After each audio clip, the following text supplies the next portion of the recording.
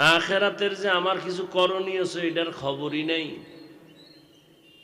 আবার এর পেছনে আল্লাহ পাক আম্বিয়ায়ে কেরাম দিলেন, তুমি ওদেরকে সতর্ক করো, দুনিয়ার রং তামাশা দেখে যেন আসল বাড়ির কথা ভুলে না যায়। হঠাৎ আজরাইল যখন এসে ধাক্কা দিয়ে বসবে, আর কোনো পেছনে যাওয়ার কোনো সুযোগ হবে না। লা ইয়াগুররান্নাকা তাকাল্লুবুল লাযীনা কাফারু ফিল বিলাদি মাতাউন কালিলুন সুম্মা মাওয়াহুম জাহান্নাম ওয়া বিইসাল মিহাদ।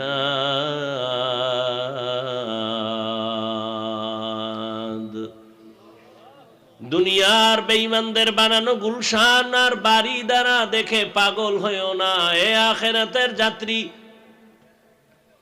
বিউটি পার্লারের সৌন্দর্য দেখে পাগল হইও না, কালো মানুষ সাদা হয়ে গেছে এর কোনো ভ্যালু নাই।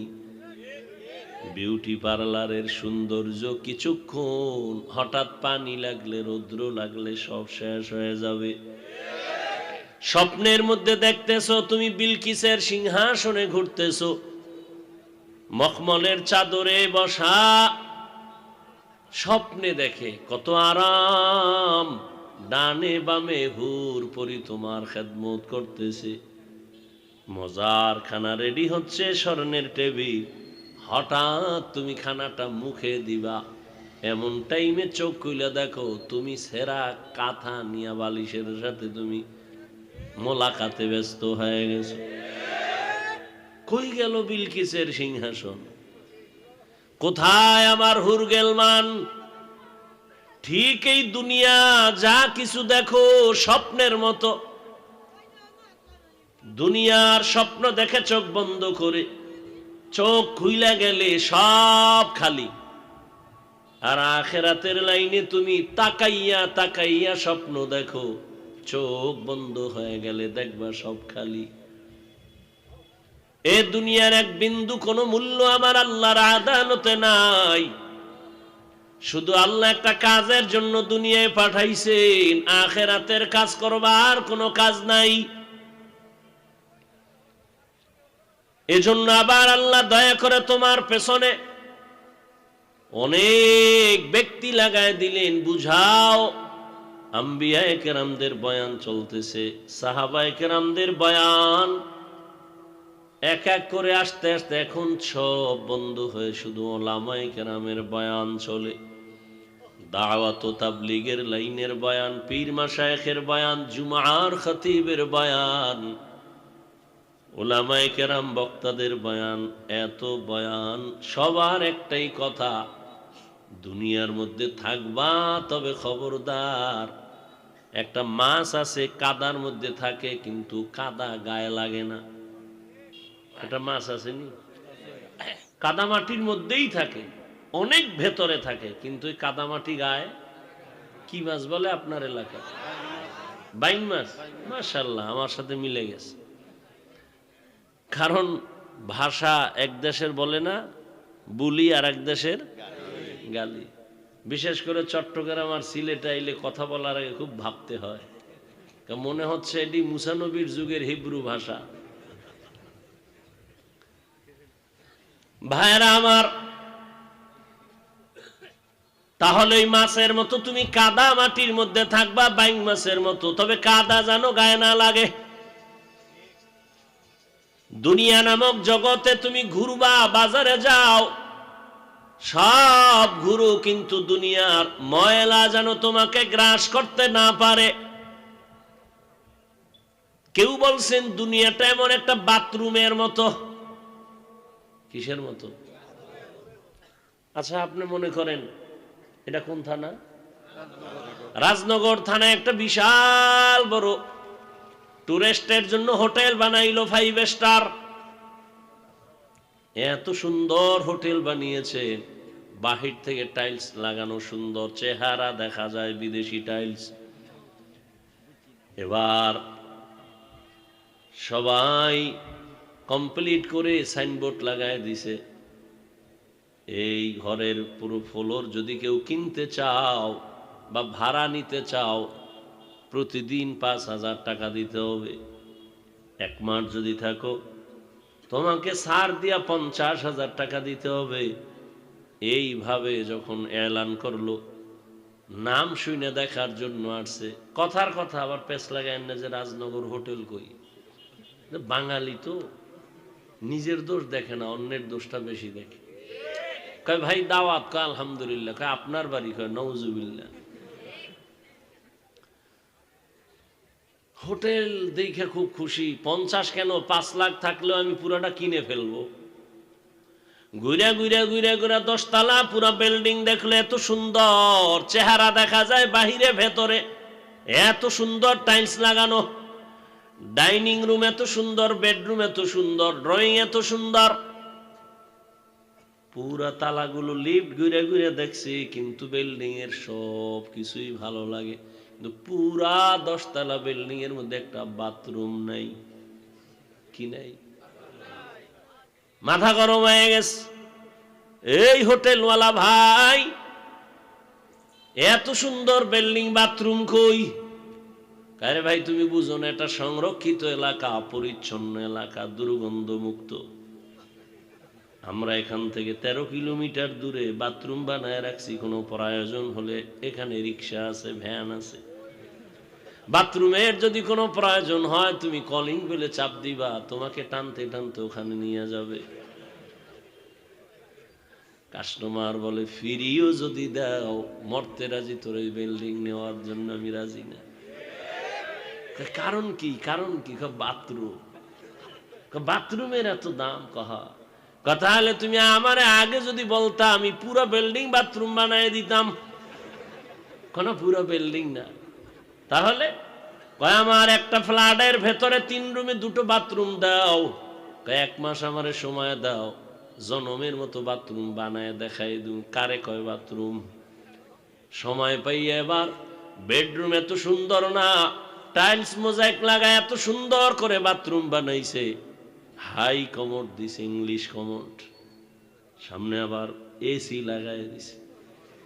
মানে বয়ে বয়ে কাম নাই তো, ঠান্ডা মাথায় বয়ে বয়ে পত্রিকা পড়বা। শুধু সময় নষ্ট করে লাভ কি? কাজে লাগাও। এত সুন্দর বাথরুম, মনে হয় যেন বেডরুম এত সুন্দর না, বাথরুম এত সুন্দর। এক মগা বাথরুম সুন্দর দেখে কয় কোল বালিশটা দে। এত সুন্দর বাথরুম জীবনে দেখি নাই। আধা ঘন্টার জন্য আমি এখানে একটু রেস্ট নেই। আবার বাথরুমের কমোড কি কয়? Chair, sofa. সোফা এখানে বয়ে কত আরাম। আবার টেলিভিশনও লাগাই দিছে, ডাইরেক্ট খবর দেখো। বলে বান্দা বাথরুম এত সুন্দর, এবার ফিনিশিং। দুনিয়ার বিল্ডিং যেমন দাম নাই বাথরুম ছাড়া, তবে বাথরুম বানাইছে সুন্দর। কোন আহমাক, কোন বোকা ঘর বেডরুম ছেড়ে কেউ বাথরুমে গিয়ে ঘুমায় না। বাথরুম অনেক জরুরি। কেন? তোমার জরুরত সারার জন্য। বাথরুমে গিয়া জরুরত সেরে বের হয়ে যাও। তবে সাবধান, বাথরুমে যখন যাইবা তোমার জামা কাপড় সাবধানে যাইও, যেন ময়লা না লাগে। দুনিয়াটা বাথরুমের মতো। এখানে তোমার জরুরত সারিয়া তাড়াতাড়ি দৌড় দাও জান্নাতের ঘর সাজানো। ওখানে কোনো বাথরুম নাই, বাথরুমের কোনো ব্যাগও হবে না। জান্নাতীরা জান্নাতে যাইয়া মনে মনে একটা আবেগ আসবে, যদি একটা আম পাইতাম। আম দেখবে আম সামনে হাজির হয়ে গেছে, গাছ সহ আম ঝুলতেছে। মনে মনে বলতেছে, মুখে বলে না, আমরা যদি সুইলা একটা ফ্রিজের মধ্যে থাকতো আমি খাইতাম। বলা মনে মনে কল্পনার সাথে দেখবে স্বর্ণের ফ্রিজের ভেতরে আমটা সিলকা বাদ দিয়া সামনে হাজির হয়ে গেছে। এবার বান্দা খাবে, এক চিমটি মুখে দিবে এক রকমের স্বাদ, আবার দিবে আর এক রকমের স্বাদ। এই রকম একটা ফলের মধ্যে 70 রকমের স্বাদ আল্লাহ দিবেন। এক ফলে কয় রকম? এটা সম্ভব? এটা সম্ভব? আল্লাহ বলে, দেখ দুনিয়ার মধ্যেই তো আমি আল্লাহ কত মজাদার একটার মধ্যে দিলাম, ইলিশ মাছ, আমার জাতীয় মাছ, কত মজা। এক মাছের মজা কি এক ধরনের? না, ডিমওয়ালা মাছের মজা আলাদা, আবার যেই ইলিশের ডিম হয় না তার স্বাদ আলাদা। ইলিশ খাইছেন নি? না হুদা হুনাইন, আমি তো আর খাওয়াইতে রুম না। আবার দেখবেন ইলিশের মাথার মজা আলাদা, লেজের মজা আলাদা, পিঠের মাছ আলাদা মজা, পেটের মাছের মজা আলাদা। কোনদিন দেখছেননি পরীক্ষা করে? একটা মাছের মধ্যে এত মজা যে আল্লাহ দুনিয়ায় দিয়েছেন, কিয়ামতের দিন জান্নাতীদেরকে এক ফলের মধ্যে 70 রকম মজা দিতে পারবেননি। কাদের কুদরত দারি বরকামাল আনতা রব্বি আনতা হাসবি জুল। আবার এই মোবাইল, আনতা হাসবি আনতা রব্বি জুল জালাল তুহি কাদের জলিলুল্লাহ জাহাদার বহর হালে তুহি মেরা নেগাহাদার। আম একটা খাইয়া মোটামুটি আমনে গো রাজনগর থানার থেকে বিশাল বড় এরিয়া নিয়ে পেটটা বড় হয়ে যায়। এক আমে পেট বিশাল, থানার থেকেও বড় এক পেট। একটা ঢেকুর দেওয়া মাত্র পেটটা আগের মতোই হয়ে যাবে।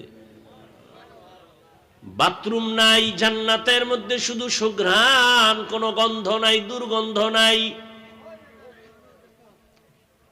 ওখানে কোনোদিন যুবতী যুবক, কোনোদিন যুবকেরা যুবতীরা বুড়া হবে না, কোনোদিন কারো কোনো যুবকের দাড়ি মোছ হবে না।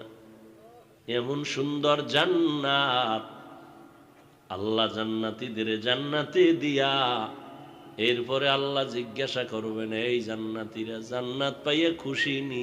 বলে খুশি। মনের আশা ফুরছে নি? বলে ফুরছে। আর কোনো আশা নাই? কয় না, নাই। যেই মালিকের জান্নাত পাওয়ার জন্য তুই পাগল, ওই জান্নাতের মালিকের দেখছনি?